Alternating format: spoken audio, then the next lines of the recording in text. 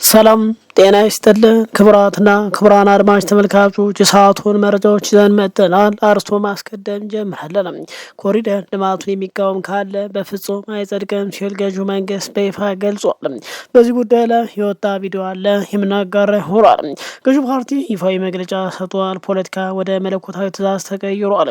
ይህ ብቻ አይደለም። እኛ ደቀዋል ጠፍተዋል ሲባሉ እነዛ የነበሩት የፋኖ ኃይሎች 4 ኪሎን ያስደነገጠ በሺ የሚቆጠር የኮማንዶ ኃይል መረቃ ቪዲዮ ዛሬ በይፋ ወጥቷል። አርበኛ ዘመነ ካሴ ስለ ፕሪቶሪያው ስምምነት ሚስጥርና አጠቃላይ ስለ መጥረቢያው ፖለቲካዊ ማብራሪያ ሰጥቷል። በአጠቃላይ ለባለ ሀብቱና ለሃይማኖት አባቶችም ጠንከር ያለ ማስጠንቀቂያ ሰጥቷል። ዝርዝር መረጃውን እናጋራለን። በሌላ በኩል የሱዳን ጦር ወደ ድንበር ተዘግቶ የቆሰሉ ከፍተኛ ጀነራሎች በአሶሳ በናዝሬትና በድሬዳዋ ሆስፒታል በሚስጥር እየታከሙ መሆናቸው ተከትሎ የሱዳን አየር ኃይል በኢትዮጵያ ከተሞች ላይ የአየር ጥቃት ሊሰነዘር ይችላል የሚል ከፍተኛ ሽብርና ስጋት ፈጥሯል። ህወሓትና ኤርትራ ስለ ጠቅላይ ሚኒስትር አብይ አህመድ የመጥረቢያ ክስ የሰጡት እጅግ አስደንጋጭ ምላሽ ምንድን ነው? እንመለከተዋለን። ሌላው ጉድ ሳይሰማ መስከረም አይነጋ በአጠቃላይ ሁለቱ የሚለውን አይነጋ እንግዲህ ሁሉንም ሰበር መረጃዎች ተንቀሳቃሽ ምስሎች በአጠቃላይ በማስደገፍ አሁን በቀጥታ መረጃውን ይዘን መጥተናል። እስከ መጨረሻው አብረን እንቆይ።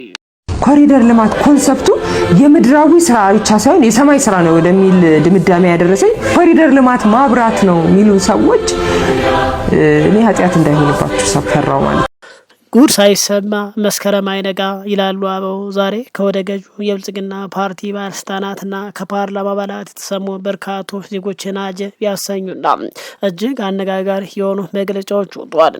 መንግስት ወደ ስልጣን ከመጣ ማግስት ጀምሮ የኮሪደር ልማት፣ የልጆች ግንባታና የከተማ መንገዶችን ማስዋብ ዋና የስራ ስኬቶች ናቸው ማለት እየጠቀሰ በየጊዜው ይገኛል። ይሁን እንጂ ይህንን ልማት ተከትሎ በህዝብና በተቃዋሚው ዘንድ ጠንካራ ትችትና ቅሬታዎች እየቀረው ባሉበት በዚህ ሰዓትም ባለስልጣናቱ የሰጡት አዲስ መለኮታዊ ትርጓሜ ማህበራዊ ሚዲያው ዳግም አጥለቅልቀውታል። ገዢው መንግስት በቢሊዮን የሚቆጠር የሀገር በጀት በኮሪደር ልማት በመብራቶችና በመዝናኛ ስፍራዎች ግንባታ ላይ እያፈሰሰ መሆኑ ይታወቃል። የፕሮጀክት ደጋፊዎች ይህንን ስራ የኢትዮጵያ ማደግና መዘመን ማሳያ ነው በማለት ቢያደንቁም በርካታ ወገኖች ግን ሀገሪቱ በሚሊዮን የሚቆጠር የተማሩና ስራ አጥ ወጣቶች ባሉበት በአብዛኛው የገጠር ህዝብ በጨለማ ውስጥ በሚኖርበትና ከፍተኛ የኑሮ ውድነት ባለበት ወቅት በጀት ወደ ፋብሪካዎች፣ ወደ ኢንዱስትሪዎችና ወደ ግብርናው ቢፈስ የተሻለ ነበር በማለት ይተቻሉ። በተለይ በልማት ምክንያት የተፈናቀሉ ዜጎች ያሉበት አስቸጋሪ ሁኔታ በማንሳት ቅሬታቸውን በተደጋጋሚ ሲያሰሙ ይደመጣሉ። ይህ የፖሊሲና የቅድሚያ አጀንዳ ክርክር ባለበት ሰዓት ቀደም ከሰሞኑ ከፓርላማና ከፓርቲው ከፍተኛ አመራር የተሰሙ ንግግሮች ህዝቡን አስደምመዋል። ከዕለታት በፊት በአንድ የፓርላማ ስብሰባ ላይ አንድ የፓርላማ አባል በጠቅላይ ሚኒስትር አብይ አህመድ ፊት ለፊት ባደረጉት ንግግር የኮሪደር ልማቱ የእግዚአብሔር ጣትና መለኮታዊ ጣልቃ ገብነት የታየበት ነው ማለት መናገራቸው ከፍተኛ መነጋገሪያ ሆኖ መሰንበቱ ይታወሳል። ይህ ሳይበቃ ደግሞ ዛሬ የብልጽግና ፓርቲ የወጣቶች ሊግ ኃላፊ የሆነችው ፈዲላ አብያ የኮሪደር ልማቱን ከምድራዊ ስራ አልፋ ወደ ሰማያዊ ስራ ከፍ አድርገዋለች። ኃላፊዋ ባደረገችው ንግግር እንዲህ ስትል ተደምጣለች።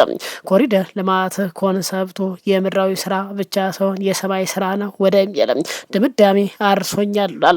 ኮሪደር ልማት ማብራት ነው የሚሉት ሰዎች እኔ ኃጢአት እንዳይሆንባቸው ሳይጋለሁ ማለት ገልጻለች። የፓርቲው የወጣቶች ኃላፊ አክላም ይህንን የኮሪደር ልማት መቃወም በሰማይ ቤት እንደሚያስኮንን በመግለጽ ማንኛውም አካል ልማቱን መቃወም የለበትም፣ ምክንያቱም ስራው የፈጣሪ ስራ ስለሆነ ፈጻሚው እሱ ነው ስትል በይፋ ስትናገር ተደምጣለች። ይህ የመንግስት ባለስልጣናት አቋም ልማትንና ፖለቲካን ከሃይማኖታዊና ከመለኮታዊ ትርጓሜዎች ጋር ማያዝ መጀመሩ የሚያሳይ በመሆኑ በብዙሃኑ ዘንድ አስገራሚና አነጋጋሪ ሆኖ ቀጥሏል።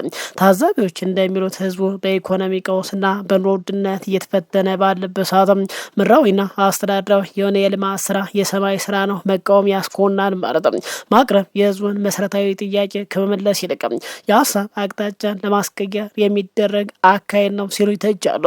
ከዚህ በፊትም ጠቅላይ ሚኒስትሩ በተደጋጋሚ በሚሰጡት መግለጫ ሰዎች ገነት ለመግባት ምድር ላይ በርካታ ደግ ስራዎችን ይሰራሉ። ግና ላላዩት ገነት ብዙ መልካም ስራ ለመስራት ይጾማሉ፣ ይጸልያሉ፣ ይሰግዳሉ። ብዙ ድካም ያሉ እኛ ግን አሁን ምድር ላይ እየሰራን ያለነው ገነት ነው።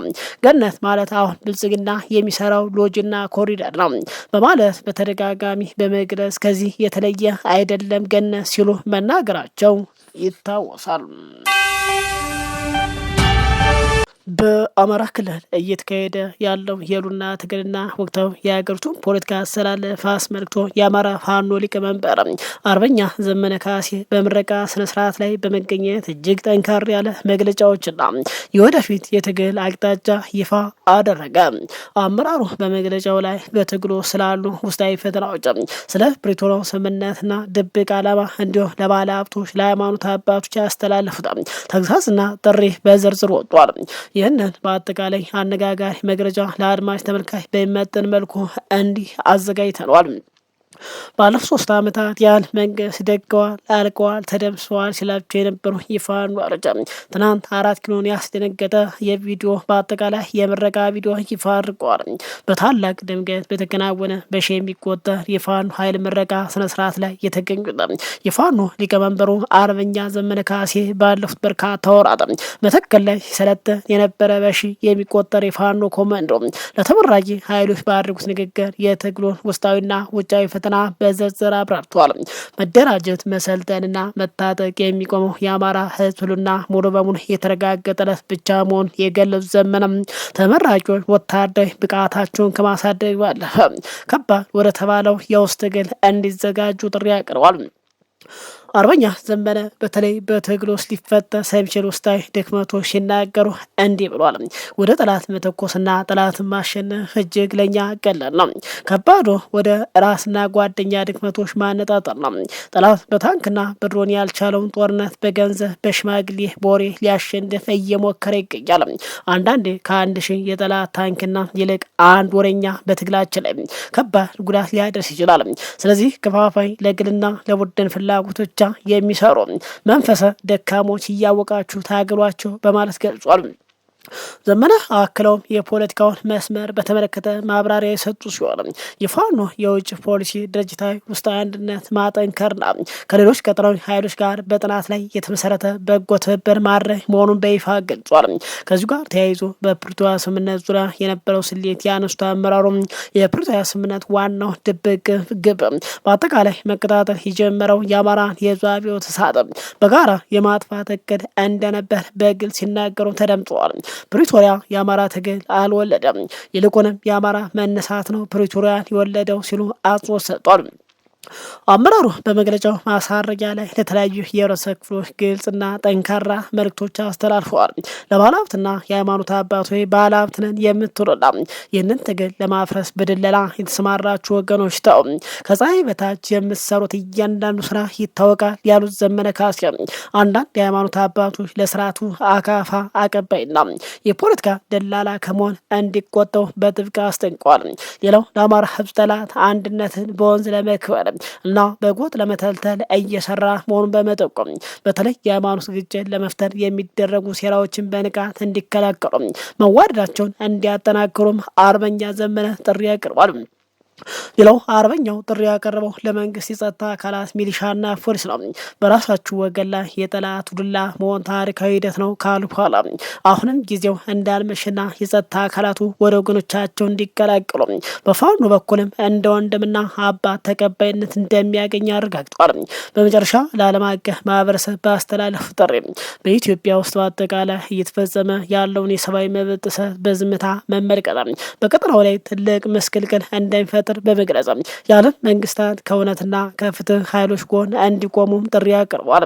አርበኛ ዘመነ ካሴ በሰጡት መረጃ ገዢው መንግስት ፕሪቶሪያ ላይ ሲስማማ የህወሓት ኃይሎችን በመያዝ አፈሙዞን ወደ አማራ በማዞር የፋኖ ኃይሎችን በማጥፋት ከዛም በጋራ ሆነው ሻዕቢያን ለማስወገድ ነበር። ስምምነቱ ግን ከስምምነቱ ማግስት በኋላ ህወሓት የራሱን አማራጭ በመጠቀም አማራ ህዝብ ላይ አልዘምትም በማለት ብልጽግና በመካዱ የተነሳ ብልጽግና ያሰበው ሳይሳካ ዛሬ ሁሉም በጋራ ሊጨፈልቁት ዳር ደርሰዋል። የገዢው መንግስት የማጫረስ ህልምም ሳይሳካ ባዶን መቅረቱን በይፋ አብራርተዋል። የጎረቤት ሀገር ሱዳን የእርስ በርስ ጦርነት መልክ እየቀየረ በቀጠለበት በዚህ ሰዓት በኢትዮጵያ ድንበር አቅራቢያ በምትገኘው ስትራቴጂያዊ የኩርሙ ከተማ እጅግ ከባድ ውጊያ መደረጉ ተሰማ። በጎረቤት ሀገር ሱዳን በብሉ ናይል ግዛት እየተካሄደ ያለው ከፍተኛ ውጊያ አዲስ መልክ ይዞ ወደ ኢትዮጵያ ድንበርና ከተሞች ዘልቆ መግባቱ የሚያሳይ አስገራሚ መረጃዎች እየወጡ ቀጥሏል። በዚህ ግንባር በከባድ ሁኔታ የቆሰለ የፈጥኖ ደራሽ ኃይልና የአጋሮቹ ከፍተኛ ወታደራዊ አመራር በኢትዮጵያ በተለያዩ ከተሞች በሚገኙ ሆስፒታሎች ሕክምና እየተደረገላቸው መሆኑ የመረጃ ምንጮች አረጋግጠዋል። ይህን ተከትሎ የሱዳን አየር ኃይል በኢትዮጵያ ድንበር አቅራቢያ ባሉ ሆስፒታሎች ላይ ድንገተኛ ጥቃት ሊፈጽም ይችላል የሚል ከፍተኛ ስጋትና ውጥረት መንግስቱ ታውቋል። በአጠቃላይ የመረጃ ምንጮች ጠቅሶ በወጣው መረጃ መሰረት በሱዳን ብሉ ናይል ግዛት ውስጥ በጀነራል አልቡርሃን መደበኛ ጦርና በፈጣን ደጋፊ ወይም ደራሽ ኃይል መካከል የተደረገው ከባድ ውጊያ ተከትሏል። የቆሰሉ የፈጣን ደራሽ ኃይል ከፍተኛ ወታደራዊ መኮንንና ጀነራሎች ወደ ኢትዮጵያ ገብተዋል ተብሏል። እነዚህ ቁስለኞች በአሁኑ ሰዓት በድሬዳዋ በናዝሬትና በአሶሳ ከተሞች በሚገኝ ሆስፒታሎች ጥብቅ የሕክምና ክትትል እየተደረገላቸው ይገኛል ተብሏል። ከነዚህ መካከል የፈጣን ደራሽ ኃይሉ ዋና አጋር ተዋጊ የሆነው የሱዳን ህዝብ ነጻነት ንቅናቄ ሰሜን ወይም ደግሞ ኤስፒኤልኤም ከፍተኛ አመራር የሆነው ሁለት የጦር መኮንን ጨምሮ በርካታ ቁስለኛ ወታደሮች ወደ ናዝሬት ከተማ ተወስደው ሕክምና ላይ መሆናቸው መረጃው ገልጿል። ይሁን እንጂ ይህ የቁስለኞች በኢትዮጵያ ከተሞች መታከም ሌላ አደገኛ የደህንነት ስጋት በትውቅ ቀጠናዎች ላይ ፈጥሯል ተብሏል። የመረጃ ምንጩ እንዳመላክተው የሱዳን አየር ኃይል በአሶሳ ሆስፒታል ተኝተው በሚገኙ የፈጣን ደራሽ ኃይል ቁስለኞች ላይ ያነጣጠረ ድንገተኛ የአየር ድብደባ ሊፈጽም ይችላል በሚል በብልጽግና መንግስት የደህንነት መዋቅር ውስጥ ከፍተኛ ጭንቀትና ጥብቅ ጥንቃቄ ፈጥሯል ተብሏል።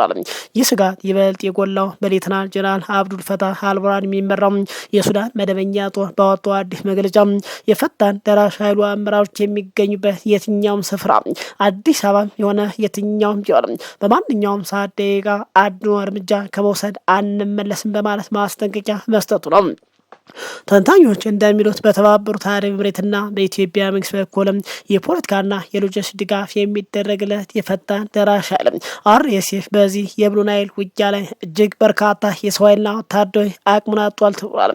ሁለቱ ሀገራት ኃይሉን በከባድ ሽንፈት ለማስጣልና ስልታዊ ቦታዎችን ለማስጠበቅ ሞክረው አሁን ላይ ግን ቁስለኞች በኢትዮጵያ ከተሞች ውስጥ እስከ ማከም የደረሰ አቀራረብ መፈጠሩ የውጊያው ሚዛን ወደ ሱዳን መደበኛ ጦር እያደገ መሆኑን ማሳያ ተብሏል።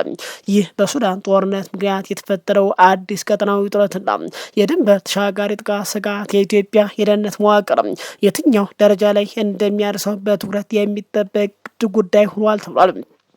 በዚህ ውጊያ የህወሓት ኃይሎች ከሱዳን መንግስት ጋር በጋራ ሆነው በመፋለም ላይ ሲሆኑ አሁን የህወሓት ኃይል በአፋር በወልቃይት በኩል ሲጠበቅ በቤኒሻንጉል በኩል ኃይሉን በማጠናከር ላይ መሆኑ ሲገለጽ ይህም በተለይ መተከል አካባቢ ካለው ግዙፍ የፋኖ ኃይል ጋር በጋራ የመጣመር እድሉና ወደ አዲስ አበባ የመገስገስ እድሉ እጅግ ሰፊ እንደሆነ ተነግሯል። ይህ ባለበት ህወሓት ለጠቅላይ ሚኒስትር አብይ ክስ ምላሽም ሰጥቷል። ህዝባዊ ወያኔ ሓርነት ትግራይ ህወሓት ከኤርትራና ከሱዳን ጋር በጋራ እየሰራ ነው በማለት ጠቅላይ ሚኒስትር አብይ አህመድ የሰነዘሩበትን ክስ ውድቅ አድርገዋል። ቡድኑ ከየትኛውም የውጭ አካል ወታደራዊ ድጋፍ እንደማይፈልግና በራሱ ኃይል እንደሚተማመን አስታውቋል። እኛ በራሳችን ኃይል ለምንተማመን ማንኛውም አካል ቢመጣ አንፈራም እንገጥማለን ብሏል። ይህ ምላሽ የሰጠው ጠቅላይ ሚኒስትር አብይ አህመድ ባለፈው ማክሰኞ ለህዝብ ተወካዮች ምክር ቤት በሰጡ ማብራሪያ ላይ ነው። ሱዳን ህወሓትና ኤርትራ በኢትዮጵያ ላይ በጋራ እየሰሩ መሆኑን በመጥቀስ ይህንን ሁኔታ እንደ አውሮፓውያን አቆጣጠር በ1991 የደርግ ስርዓት እንዲወድቅ ካደረገው ጥምረት ጋር በማመሳሰል ከሰጡት አስተያየት በኋላ ነው። ጠቅላይ ሚኒስትሩ ይህ ጥምረት በኢትዮጵያ ሉዓላዊነት ላይ የሚያመጣው አደጋ የለም ሲሉም ተናግረዋል። ነገር ግን ስማቸው ያልጠቀሷቸው የውጭ አካላት ከጀርባ ሆነው እየመሩት መሆኑን ጠቁሟል። ለእነዚህ ክሶች ምላሽ የሰጡት የህወሓት ቃል አቀባይ ሚካኤል አስገዶም ድርጅታቸው አብረው ተሰልፈው እንዲዋጉለት የውጭ አካላት በፍጹም ጋብዞ አያውቅም ብለዋል። ቃል አቀባዩ እኛ በራሳችን ነው የምንተማመነው፣ እንደነሱ ከእኛ ጋር ተሰለፉ እንዲዋጋለን ማንንም አንጋብዝም፣ እንዳውም ለነሱ እንዲዋጉ የሚዋጉ የውጭ አካላትን የጋበዘው የፌዴራል መንግስቱ ነው። እኛ በሌሎች አንደገፍም፣ በራሳችን ጥንካሬ እናምናለን። ይህንን ገዢው መንግስትን ብልጽግና ያውቃል ሲሉ ገልጿል። ይህ የቃል አቀባይ አስተያየት በሰሜን ኢትዮጵያ ለ2 ዓመታት በዘለቀው ጦርነት የኢትዮጵያ ኃይሎችና ሌሎች አጋር የታጠቁ ቡድኖች ተሳትፎ በነበራቸው ሚና የሚያመላክት ሲሆን የፌዴራል መንግስቱ በግጭቱ ወቅት በተወሰኑ ምዕራፎች ላይ ከኤርትራ ጋር ትብብር እንደነበረው በይፋ ማመኑ ይታወሳል። እንደውም ከዛም አልፎ በአንድነት ሲተዳደሩ እንደነበር ጀነራሎች መስክሯል። ሚካኤል አስገዶም ጠቅላይ ሚኒስትር አብይ አህመድ ህወሓት የፕሪቶሪያ የሰላም ስምምነት የተቀበለው ስለተሸነፈ ነው ማለታቸው በጽኑ ተቃውሟል። ጠቅላይ ሚኒስትሩ እንዳሉት እኛ ስለተሸነፈ አይደለም ስምምነቱ የፈረም ነው። ከተሸነፈ አካል ጋር ድርድር በዓለም ላይ አይደረግም። እነሱ ወደ ድርድር ጠረጴዛ የመጡት እኛን ማሸነፍ ስላልቻሉ ነው። እኛ ስምምነቱ የፈረምነው የሁለቱንም ወገን ጥቅም የሚያስከብር በመሆን ነው ሲሉ አክለዋል። የፕሪቶሪያ ስምምነት የአንድ ወገን እጅ መስጠትን ሳይሆን ጦርነትን ለማቆም የተወሰደ የጋራ ውሳኔ የሚያንጸባርቅ መሆኑን አስገንዝበዋል። የጠቅላይ ሚኒስትር አብይ አህመድ አስተያየት የቀረበው በሕዝብ ተወካዮች ምክር ቤት 30ኛ መደበኛ ስብሰባ ላይ ሲሆንም በህወሓት በኤርትራና በሱዳን መካከል ያለው ሁኔታ የመጥረቢያ ፖለቲካ ማለት ገልጸውታል። ጠቅላይ ሚኒስትሩ የመጥረቢያ ክፍሎችን እንደ ምሳሌ በመጠቀም ህወሓትን ከብረት ክፍል ጋር ኤርትራን ደግሞ ከእንጨት እጀታው ጋር ያመሳሰሉ ሲሆን ሁለቱም ስማቸውን ባልጠቅሷቸው የውጭ አካላት እንደሚዘወሩ ሲናገሩ ተደምጠው ነበር። በተመሳሳይ ቀን ኤርትራ የጠቅላይ ሚኒስትር አብይ ንግግር ውድቅ አድርጋለች። የኤርትራ የማስታወቂያ ሚኒስትር የማነ ገብረመስቀል በኤክስ ገጻቸው ላይ ባሰፈሩት መግለጫ የጠቅላይ ሚኒስትር ንግግር በመተቸት ገዢው ብልጽግና ፓርቲ ግድ የለሽ ቀጠናዊ ፖሊሲዎችን እያስተጋባ ነው በማለት ከሷል። የማነ ገብረመስቀል በአፍሪካ ቀንድ ላለው ውጥረቶች መንስኤው የአዲስ አበባ እርምጃዎች መሆናቸውን በመጥቀስ ከሶማሊላንድ ጋር የተፈረመውን የመግባቢያ ሰነድ የባህር በር ሉዓላዊነት ባለቤትን ለማግኘት የሚቀርቡ ተደጋጋሚ መግለጫ ለሱዳን ፈጣን ደጋፊ ሰጪ ኃይል RSF ይደረጋል ያሉትን ድጋፍ እንደ ማሳያ ጠቅሰው ነበር። የኢትዮጵያ ባለስልጣናት ግን ለሱዳን ኃይል ድጋፍ ያደርጋሉ የሚለው ክስ ቀደም ሲል ማስተባበላቸው ይታወቃል። ሚኒስትሩ አክለው ኤርትራ የፕሪቶሪያ ስምምነት ለማደናቀፍ እየሰራች ነው በማለት ውድቅ በማድረግ ስምምነቱ ሙሉ በሙሉ የኢትዮጵያ የውስጥ ጉዳይ መሆኑን የኢትዮጵያ መንግስት ራሱን በአንድ ጊዜ እንደ ጨብጫሪ እንደ ተጎጂም አድርጎ ለማቅረብ እየሞከረ ነው ሲሉ ወንጅለዋል። ክቡራን አድማጭ ተመልካቾች ሰዓቱ መረጃ ይህን ይመስላል። ከሰዓታት በኋላ በሌላ መረጃ እንገናኛለን። እስከዛው ሰላም ቆዩ።